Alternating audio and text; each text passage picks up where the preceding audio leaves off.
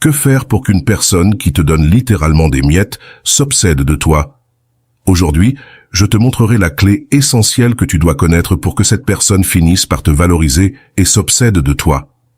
Alors, sois attentif. Les relations affectives peuvent être un champ d'émotions intenses et parfois confuses. L'un des facteurs qui nous maintient souvent piégés dans une relation insatisfaisante est l'incertitude. Cette émotion de ne pas savoir ce qui va se passer, d'être constamment dans l'attente de la prochaine marque d'affection ou d'attention, peut nous accrocher profondément. Dans ces cas-là, l'autre personne peut ne pas investir le temps et l'énergie que tu mérites, mais elle continue tout de même à exercer un contrôle subtil sur toi grâce à des récompenses sporadiques. Il est courant de se retrouver dans une situation où la relation semble instable. Un jour, la personne qui t'intéresse te consacre de l'attention, te répond avec tendresse et partage des moments agréables. Cependant, le lendemain, cette même personne se distancie, ne répond pas à tes messages ou disparaît pendant plusieurs jours.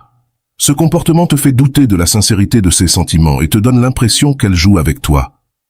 Malgré cela, tu te sens incapable de sortir de cette situation, car tu attends, au fond de toi, cette prochaine preuve d'affection, cette petite dose d'attention qui te garde attaché à la relation.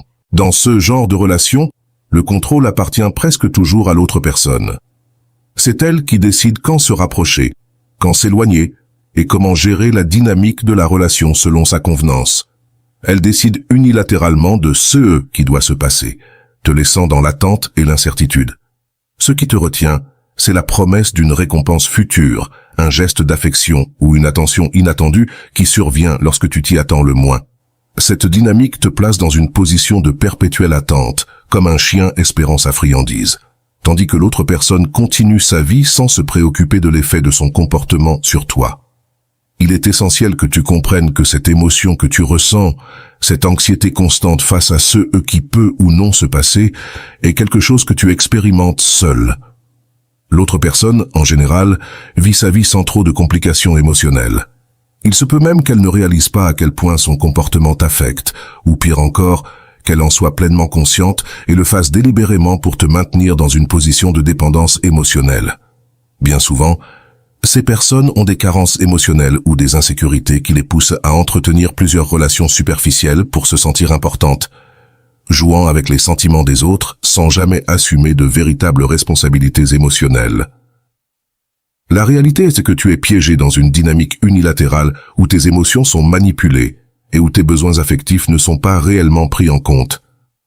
Pour te libérer de cette situation, il est crucial que tu reconnaisses cette manipulation et que tu te rendes compte que tu mérites mieux. Il n'est pas facile de rompre avec ce type de relation, surtout lorsqu'il y a une manipulation émotionnelle aussi forte. Cependant, en reconnaissant la réalité de la situation et en commençant à privilégier ton bien-être émotionnel plutôt que d'espérer une récompense occasionnelle, tu pourras commencer à te détacher et à rechercher des relations qui t'apporteront l'amour et le respect que tu mérites vraiment. Dans de nombreuses relations déséquilibrées, l'une des tactiques les plus courantes est l'éloignement intermittent. La personne se distance, te donne un peu d'attention, mais ne rompt jamais complètement le lien. Cela arrive parce qu'elle souhaite te garder proche, même si elle ne te considère pas comme sa priorité. Elle ne te voit pas comme son numéro 1, mais ne veut pas non plus te laisser partir, car il lui est utile de t'avoir à disposition quand elle en a besoin. Ce comportement est particulièrement efficace au début d'une relation, car l'incertitude et l'éloignement génèrent souvent de l'attraction. Cependant, dans ce cas, tu es victime d'un jeu émotionnel. Il est crucial que tu comprennes qu'il ne s'agit que de cela, d'un jeu. C'est triste, mais si une relation ne repose pas sur un équilibre mutuel, s'il n'y a ni amour ni respect, et si tu ne te sens pas bien, il est important de reconnaître que tu es dans une situation qui n'a pas de sens. Le but d'une relation devrait être de se sentir bien, d'être heureux et de construire quelque chose de significatif ensemble. Si ces éléments ne sont pas présents, il est temps d'agir pour te libérer du cycle de souffrance. C'est ici qu'intervient une technique spécifique, non pas pour récupérer cette personne ou établir une relation saine et durable, mais pour te détacher et sortir de cette situation sans douleur. Il ne s'agit pas de promettre une fin heureuse avec cette personne, mais de t'aider à cesser de souffrir dans un endroit où tu n'es pas valorisé. Un aspect clé pour te libérer est d'identifier ta propre réaction face à l'attention que tu reçois. Demande-toi comment tu réagis lorsque cette personne te donne un peu d'attention. Un message, une invitation au cinéma, une journée ensemble. Normalement, lorsque nous sommes amoureux et aveuglés par nos émotions, nous réagissons de deux manières. Soit nous mettons cette personne sur un piédestal, lui attribuant une valeur démesurée pour cette petite marque d'attention, soit nous renforçons notre comportement en essayant de faire plus, dans l'espoir de recevoir plus de récompenses à l'avenir. Cependant, cette approche échoue généralement, car l'autre personne ne réagit pas en fonction de tes efforts. Son comportement est simplement une manifestation de sa nature. Elle sait qu'elle peut te manipuler pour que tu sois toujours là, disponible et en attente. Il est essentiel que tu reconnaisses ce schéma et que tu prennes des mesures pour protéger ton bien-être émotionnel. Se détacher de cette dynamique est un pas crucial pour récupérer ton pouvoir et créer de l'espace dans ta vie pour des relations qui te valorisent et te respectent réellement. À ce stade, il est essentiel de modifier ton comportement. La clé est de ne pas réagir de la manière attendue par cette personne, mais de changer complètement ta réponse. Ce changement est nécessaire pour que l'autre personne se rende compte que son jeu n'a plus d'effet sur toi. Il est courant de penser que l'autre personne ne comprend pas ce que tu ressens. Peut-être parce que tu crains qu'elle s'éloigne ou parce que tu crois qu'elle ne prend pas la relation au sérieux à cause de ton manque d'expressivité. Pourtant, c'est une erreur. Les actions sont bien plus éloquentes que les mots. Si, par tes actions, cette personne n'a pas compris ce que tu ressens, le problème ne vient pas de toi, mais d'elle. C'est ici qu'une stratégie cruciale entre en jeu pour te libérer de cette situation. Tu ne peux pas espérer que cette personne change d'attitude simplement parce qu'elle comprend qu'elle te fait du mal. Les gens ne changent pas, à moins qu'ils prennent pleinement conscience de leurs actions et qu'ils les ressentent profondément. La seule façon pour cette personne de modifier son comportement est de la déstabiliser en lui montrant qu'elle n'a plus de contrôle sur toi, que ta réaction a changé.